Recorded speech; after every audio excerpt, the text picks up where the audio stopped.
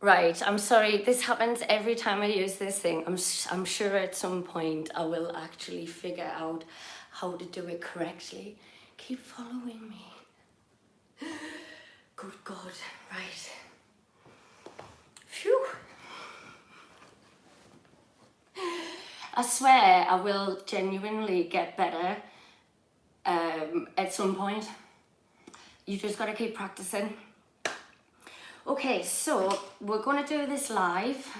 We've recently had a thunderstorm and I was like, oh, it's not that bright.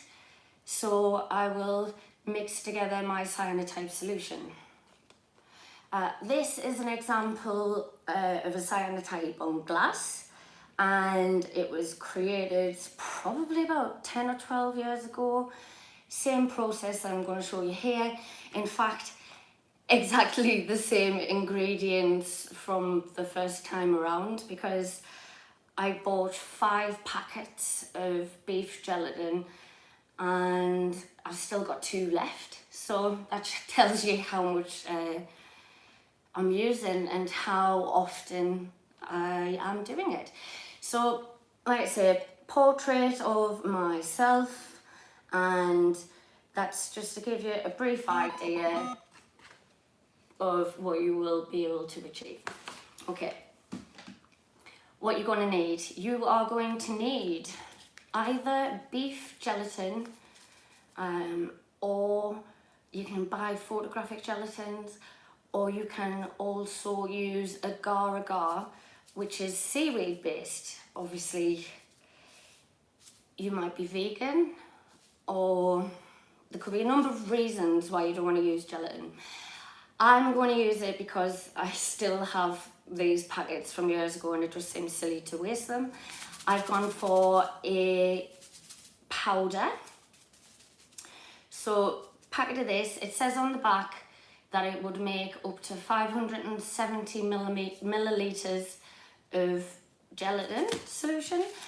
We're probably not going to need quite that amount.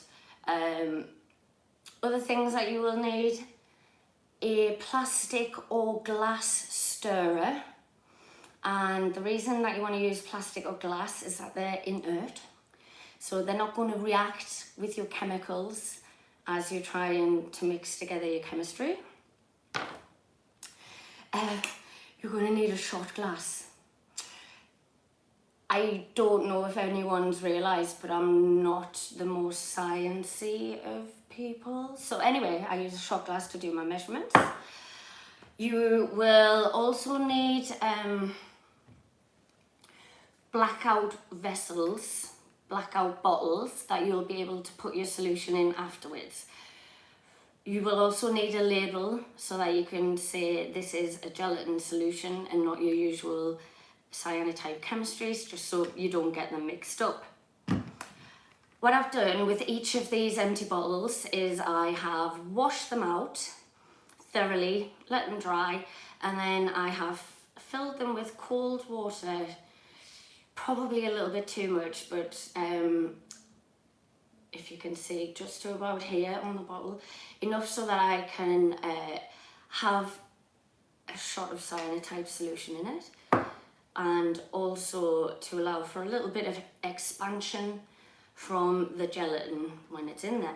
So these have both got cold water in, filled up to the same level, and they're going to be the vessels that I will keep my mixed up solution in. I have a sieve, and this is just in case any of the gelatin hasn't completely dissolved, or in case there's any mold on the cyanotype solutions that I'm going to use. These ones are fairly fresh, so they really shouldn't have any mold. But basically you want a sieve, a fairly fine grained sieve as well, to remove any impurities before you pop it into the fridge. And yeah, so we have a Pyrex measuring jug, and this is going to be what I will mix the solution in. A Pyrex mixing bowl And basically I'm using Pyrex because we are working with heat and normal glass doesn't like it, but this Pyrex obviously is not bothered in the slightest. Okay, so we're going to tackle mixing the gelatin first. Once we get the gelatin to the consistency that we're happy with, then I'm going to add in my cyanotype solutions. The reason that I am not in the kitchen and on a hob is simply that I don't think it needs to get to that higher temperature. I have my, oh my gosh, it's so heavy, my recently boiled kettle. So I'm going to put in a tiny bit of this recently boiled water in here. That's probably too much. I'm going to pour whatever I think is excess into there. Okay. What I'm creating is a very simple bain-marie. It's a French word for a water bath. So the tiny bit of water that I've already put in here is going to be for me to add my gelatin to. And you always have to do it this way around. Now, we just want to get the reaction started. And actually what I'll do is rest you there. I'm going to put the remaining hot water in here. And that is now a bain-marie. I also have a little bit of space left over, so if I want to add a little bit more hot water to top it up, I can. Now we want to drop our crystals in here.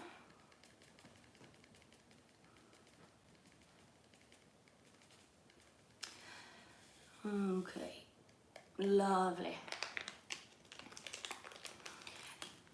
Now I'm going to I don't want to add loads of bubbles to the mixture, so I'm going to very slowly start to work it in.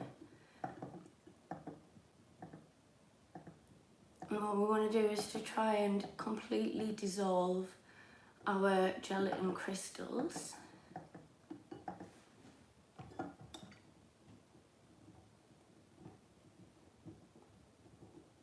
Kind of looks like honey at the moment, so I want to get it until it's quite viscous and my gelatin has really started to dissolve into the small amount of hot water. Definitely needs a little bit longer.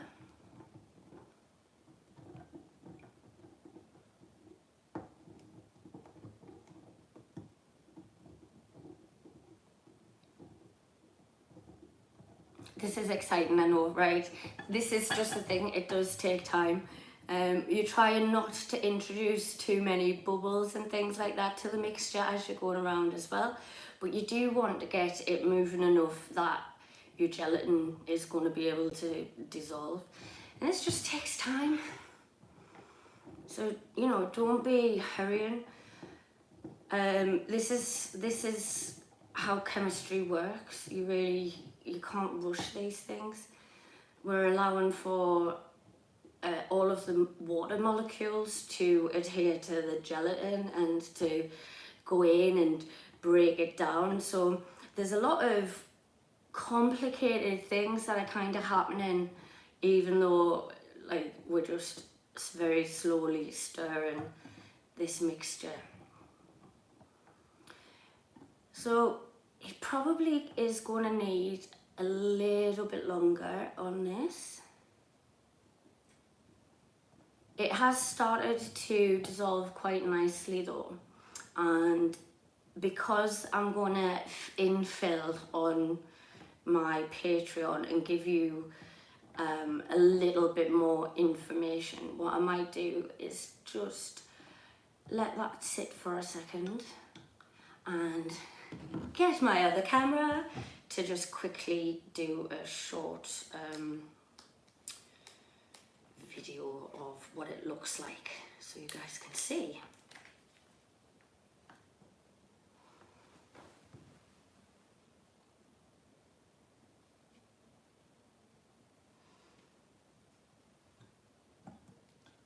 So it's a kind of yellowy colour, and you can still see it's a little bit granular. So what I don't want is those little air bubbles that I've managed to knock in. Stop that there. Sorry, I didn't have my face looking at it for long enough, and I'm pretty sure that's why it gets upset. I accidentally knocked in a couple of little bubbles, so I'm just gonna burst those off at the side.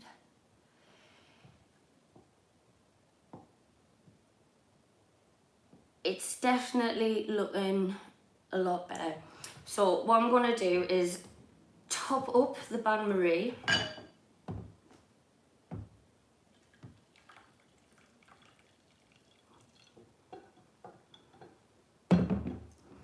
And I'm gonna take the cooler water and slowly pour it in.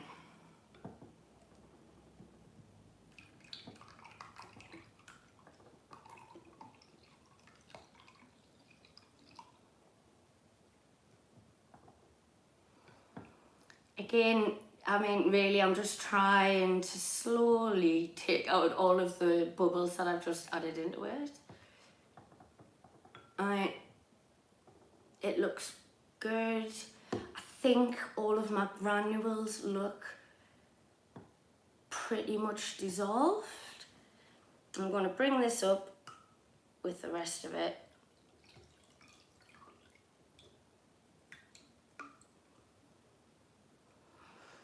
And that's it for now. Okay, so we're just allowing the gelatin and also the new water that we've put in to sit together, adhere in terms of on a molecular level. I love sciencey, I'm not really that sciencey. When I think that it is all nicely settled together, which won't be too much longer, it's probably going to take maybe another 5 minutes just sitting in the nice warm bath to get it to the level that I want. Now you can, there's no way that you can burn your gelatin if you're doing it like this, but it's hot enough that you can do it, okay? If you do this on the hob, the likelihood that you're going to burn your chemistries and also burn the gelatin or the agar itself is much higher. So one of those things, isn't it? Just take your time, go a little bit slower and allow that chemical reaction to happen more slowly, basically, and this will help you to avoid costly mistakes. My gelatin solution, I'm going to pick it up out of here, is pretty much exactly half a pint, okay? And that's before I've added in my cyanotype solutions. I'm only going to make half a pint because I want it more viscous than jelly, okay? Not like crazy, but enough that it's gonna adhere to the glass surface and have enough chemistry in it that it's able to hold an image. I mean, I like it quite ethereal, but you can get it really beautiful deep blues, but it's to do with the consistency of the gelatin and the application. And the ones that I created 10 years ago, as I just showed you, are still exactly the same. So I don't need my bain-marie now. Shift that out of the way. This bottle is now empty and I'm going to use this one to pop a little white label on, and I will know that this is my gelatin mix. Notice I've done the gelatin. I have not added any cyanotype yet. And the reason is, cyanotype doesn't really like heat. It really loves to be cold to get those vibrant and beautiful blues. So we are walking a very fine line between fully dissolved gelatin and optimum temperature for the cyanotype solution to go in as well. I'm just going to stick my label onto this, because you end up with loads of different little bottles and it's so easy to get mixed up. That is some more cold water in case I want to do another mix with the remaining gelatin there. I don't have to though, because this will go really, really quite far. Now, if I hold it close enough, you might be able to see that there aren't really any grains or granules left floating around. The gelatin is now coming down to like a really, really good temperature. So now we are going to add a very carefully measured shot of pre-mixed solutions. Now, cyanotype's going to need, your chemistry is going to need a good shake, because it might have been sitting there a while and everything might have settled at the bottom. So we're going to go, ignore me bingo wings. It's good for keeping you skinny, to be honest. Hopefully it'll be a good workout. Anywho, right, so I've got my part A, part B, and I have my gelatin bottle ready to go. I'm going to put in 25 mils. If I fill this right the way up, this is not a 25 ml shot. This is probably closer to 2, but so I've left approximately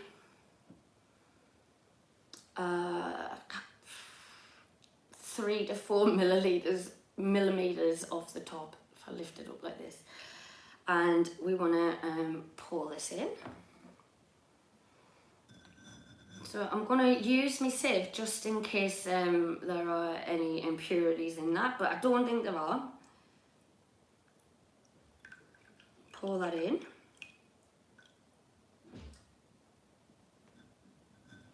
And exactly the same again for your part B. Whack the lid back on. Stick it under the table, out the way of the sun. Same again. Oh, lovely. So I used to work in a bar, and this is approximately 25 milliliters of each solution that I've now added in. Oh, I should have put that in much more carefully. So I introduced some bubbles by accident, like a right Burke.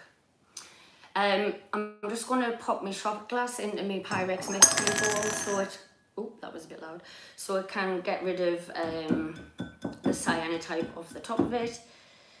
Now, I don't want to add any bubbles if I can help it, so I do want to stir it together, but I just don't want to be overzealous with it.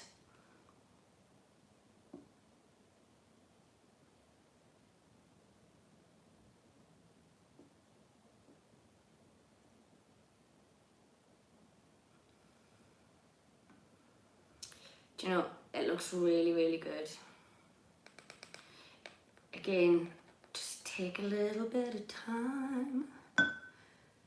Right, pop that on my scrap piece of paper. I'm going to put this on top here. And now this is going to be the tricky part, is to get it back into the bottle. And I kind of, actually what I'll do is I'll just pour it in, but when I'm pouring it out, when I'm ready to use it, I'll pour it through this sieve. So I'm just going to pop that into the mixing bowl for now and very slowly top up this.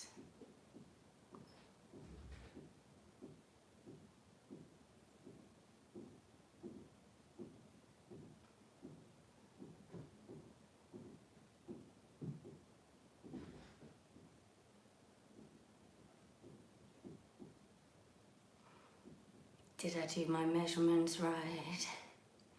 Is there slightly too much? Okay, there's slightly too much. Damn it, I should have realised before I continued pouring. Okay. I want to get it off the lid because obviously it's a gelatin, so I need to remove it all the way from the threads, otherwise I'll not be able to get my lid back off when I come to use it.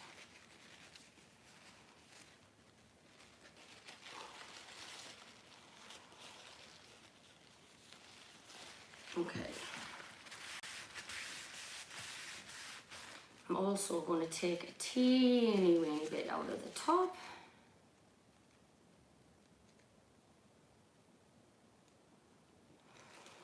So I can get my lid on happily.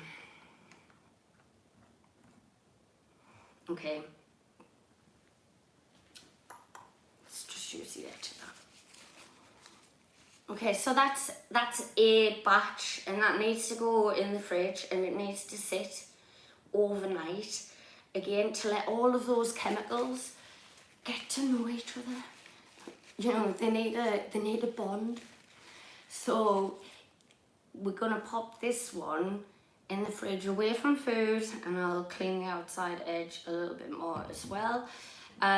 Since I've got a tiny bit of residual chemistry, I'm just going to pop that into my other spare bottle. Because even though this does not look like it's very much, it'll definitely cover a few plates of glass, especially if they're only 6x4 kind of size. So waste not, want not. Very slowly pour it into this one, and again I'm just going to put a tiny little sticker on just to remind me that this is not normal cyanotype chemistry anymore, that this is now mixed with gelatin.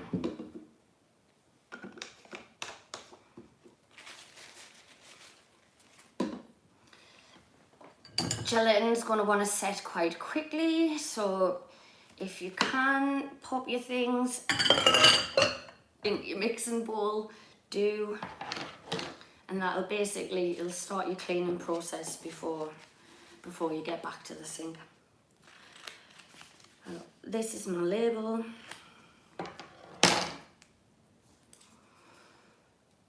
And then I'm afraid that's it in terms of what we can do today. So rendezvous back in a couple of days, and then this will be nicely set, and all of those particles will be beautifully bonded together, and we will use the same method of the bain-marie and just boiled water to reactivate the gelatin. Obviously over the next couple of days that's going to set, so it will become a very thick viscous jelly solution inside here. And what we want when we come back to put it on our glass is it needs to be running again, it needs to flow. So you reheat it. We will probably start with our slightly less full bottle and reheat this one first, because it will degrade ever so slightly the more you reheat it and the more you interact with it. So we will use this small amount next time I see you, and we will prepare our glass for application and then pop it away for it to dry. And again, it's going to be, you know, another nice day, 2 days. It's a really slow process when you start to enter into the realm of gelatin, and patience, if it's not a virtue of yours, it's not a virtue of mine. I have learned the hard way to take my time, and even then I haven't really learned. So anyway, these two are going to go into the fridge, out of the way of any food source, and when I come back and use the gelatin, I'll just run it through this sieve before I pour it onto the glass, and then if there are any impurities that are still left in, they shouldn't go onto the glass with this. If you have impurities, then you will end up with little areas that grab. Hang on, can I do this? Okay, so this has on my foot and my bum little areas that have, I don't know, it was probably not really well dissolved gelatin, to be honest. It is something that just takes practice, and in the past I've probably made it too quickly.